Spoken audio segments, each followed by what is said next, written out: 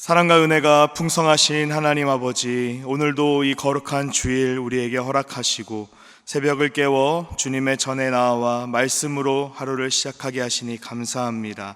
하나님, 오늘 우리에게 주신 이 하루도 주님의 은혜를 사모하며 또 하나님 앞에 우리의 모든 문제를 내려놓으며 나아갑니다. 우리의 갈급한 심령 가운데 하나님께서 충만히 역사하여 주시고 성령 하나님께서 오늘 하루의 모든 삶 가운데 우리를 인도하여 주셔서 주님께서 기뻐하시는 복된 삶, 또 거룩한 삶을 살아갈 수 있도록 인도하여 주시옵소서.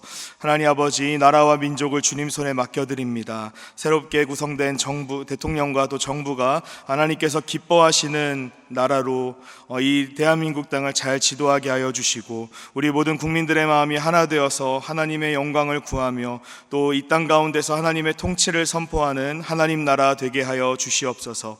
이 땅 가운데 모든 하나님의 영역 가운데 하나님의 공의와 사랑이 나타나게 하시며 하나님께서 기뻐하시는 모든 영역 가운데 주님의 놀라운 사랑과 은혜가 나타날 수 있도록 인도하여 주시옵소서. 하나님 아버지, 우리 대전중앙교회를 주님 손에 맡겨드립니다. 하나님께서 사랑하시는 대전중앙교회 날마다 주님의 말씀으로 새롭게 되게 하시고 선포되는 모든 말씀을 통하여서 우리 모든 성도들 하나님의 말씀대로 거룩하게 살아갈 힘을 얻게 하여 주시옵소서.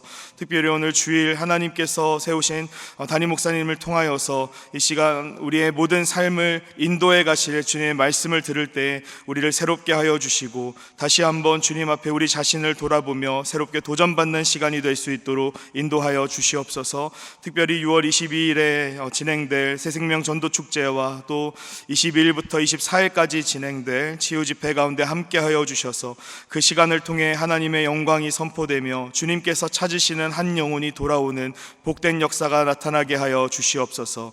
오늘 하루 주님의 예배 자리 가운데 나와 하나님을 만나기를 사모하는 모든 성도들의 마음 가운데 하나님께서 역사하여 주시고 원하지 않는 질병으로 인하여 고통받는 모든 성도들의 삶 가운데도 하나님께서 함께하여 주셔서 그들이 속히 그 자리를 털고 일어나 주님을 찬양하며 또 예배의 자리 가운데 나아올 수 있도록 인도하여 주시옵소서. 오늘 하루의 모든 삶을 주님께 맡겨드리며 우리 주 예수 그리스도의 이름으로 기도드립니다. 아멘.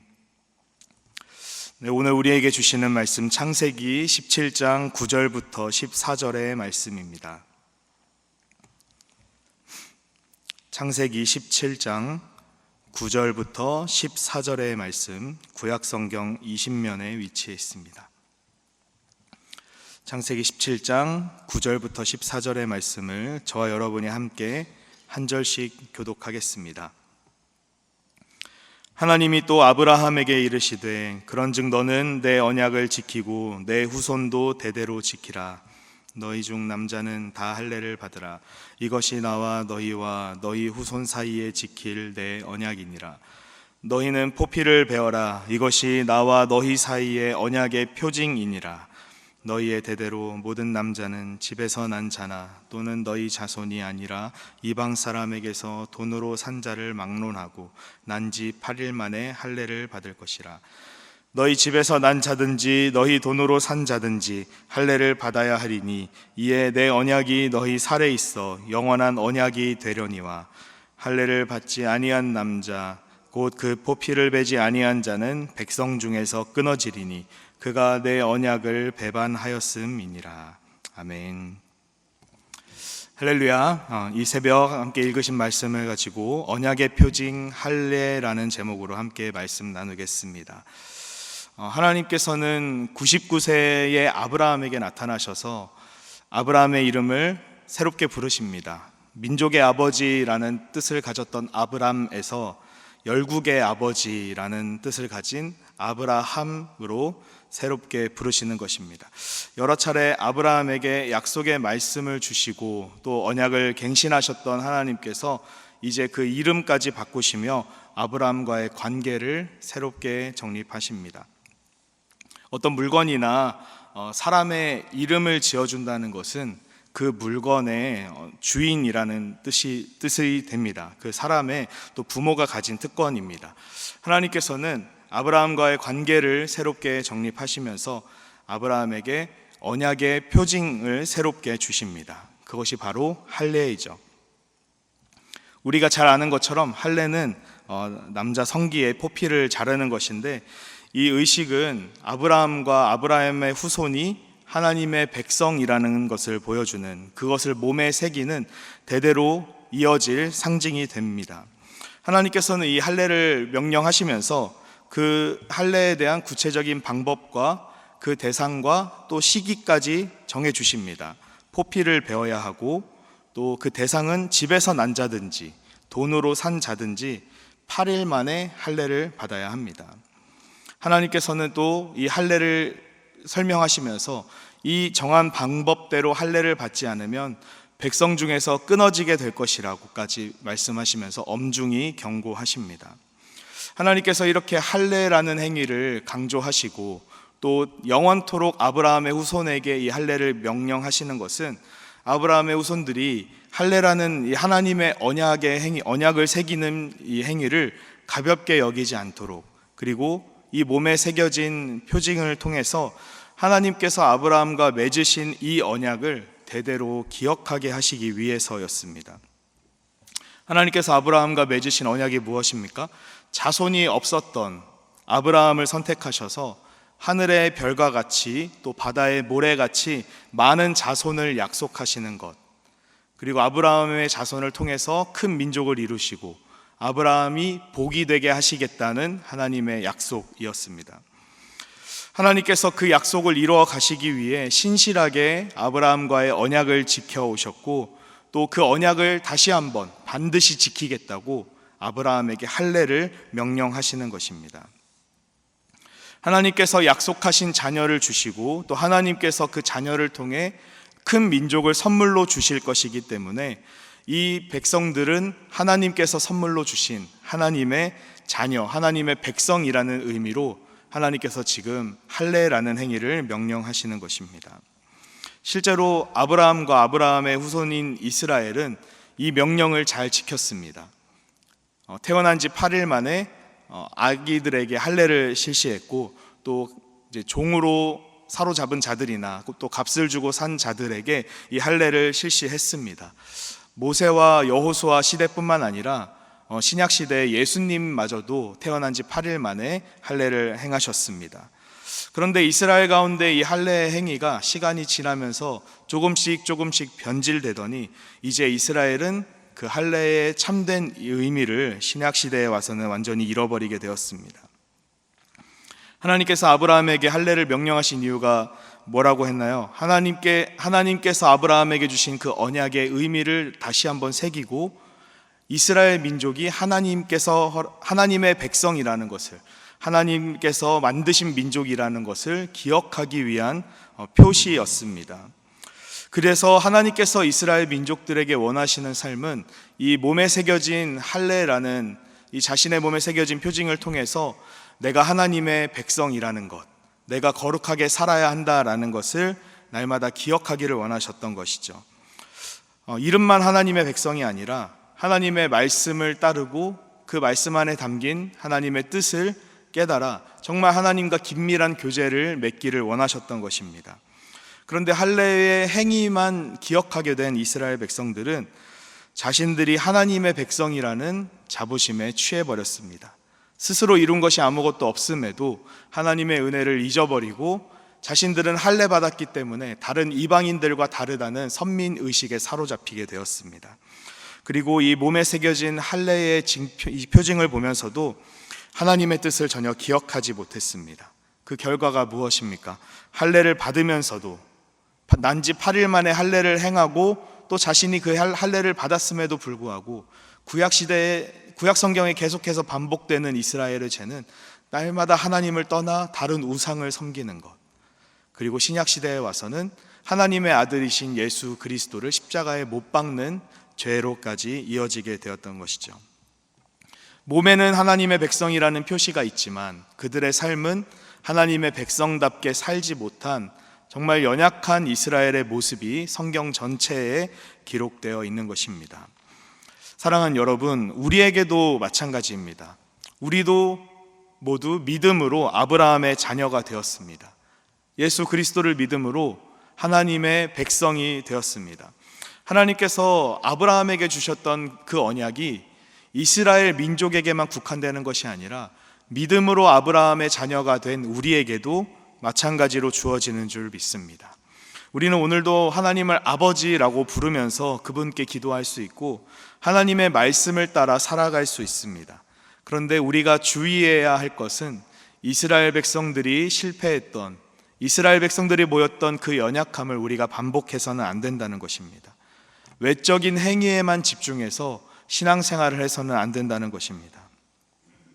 오늘날 우리는 할례를 받지는 않죠.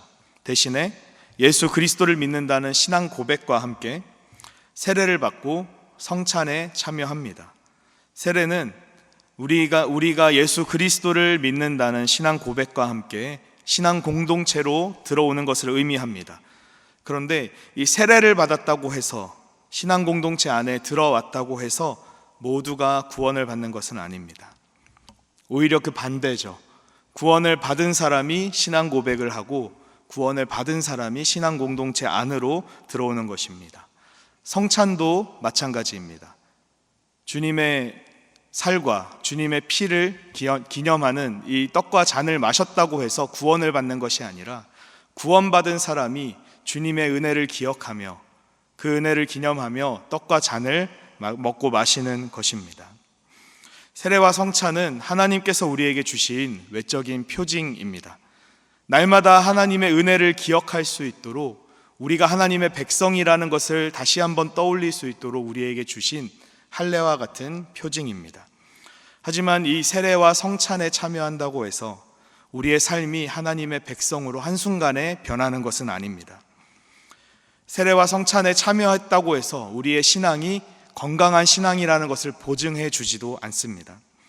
그래서 하나님께서 이스라엘 백성들에게 신명기에서 다시 명령하신 것처럼 우리는 마음의 할례를 받아야 합니다.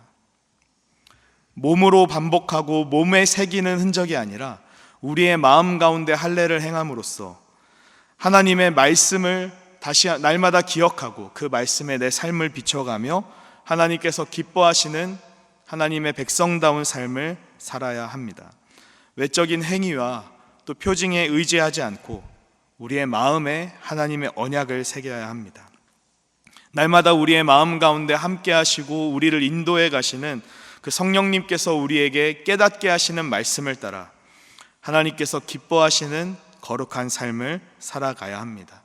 이것이 우리가 하나님의 백성이라는 또 다른 표징이 될 것입니다.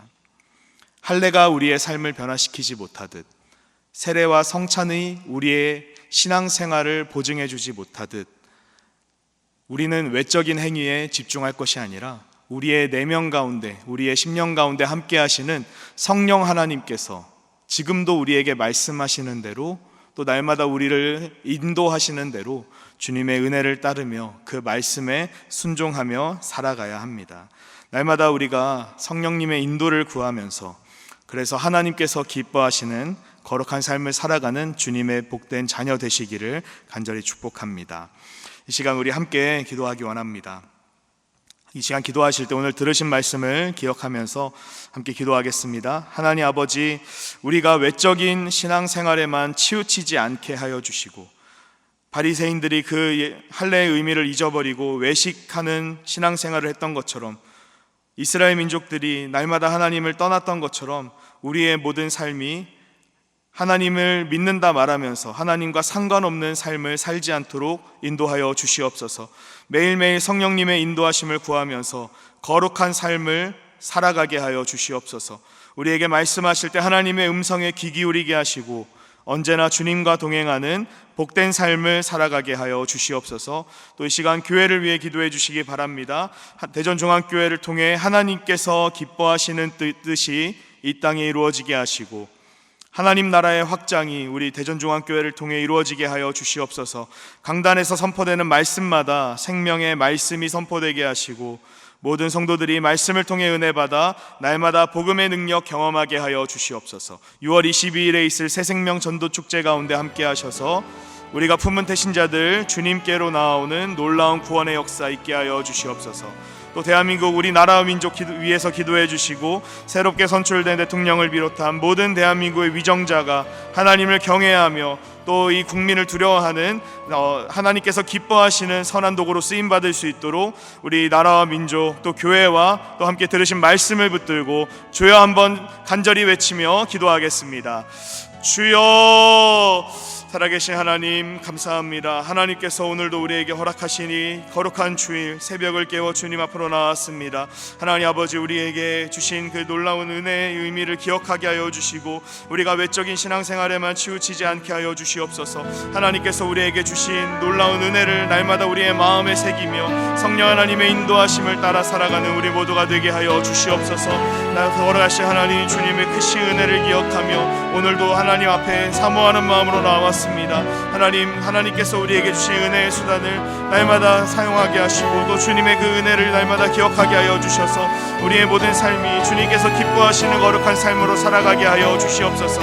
하나님, 이스라엘이 밟았던 그 연약한 모습들을 우리가 따라 밟지 않게 하여 주시고 우리의 모든 삶이 주님의 앞에 날마다 새로운 마음으로 주님의 영광을 구하며 나아갈 수 있도록 하나님께서 은혜를 더하여 주시옵소서. 하나님 아버지, 우리의 모든 삶 가운데 하나님께서 주시는 풍성한 은혜를 누리게 하여 주시고 하나님의 크신 은혜 가운데 다시 한번 마음을 새롭게 하며 성령님을 통하여서 우리의 모든 삶이 거룩한 삶으로 나아갈 수 있도록 주여 인도하여 주시옵소서. 하나님, 우리에게 말씀하실 때 하나님의 음성에 귀 기울이게 하여 주시고 우리가 다 깨어서 하나님의 음성에 민감하게 반응할 수 있도록 인도하여 주시옵소서. 하나님께서 사랑하시는 우리 대전중앙교회 하나님의 영광을 날마다 선포하며 주님의 나라 확장을 위하여서 힘쓰는 교회 되기를 소원합니다. 하나님 아버지의 마음을 품으며 또 세상의 가슴을 그리스도의 가슴으로 세워가는 가슴 벅찬 축복의 공동체 될 수 있도록 역사하여 주시옵소서. 하나님, 6월 22일에 진행돼 또 이후부터 진행될 모든 새생명전도 축제와 치유 집회 가운데 함께하여 주시고 그 시간을 통하여서 하나님께서 기뻐하시는 영혼 구원의 역사가 나타날 수 있도록 인도하여 주시옵소서.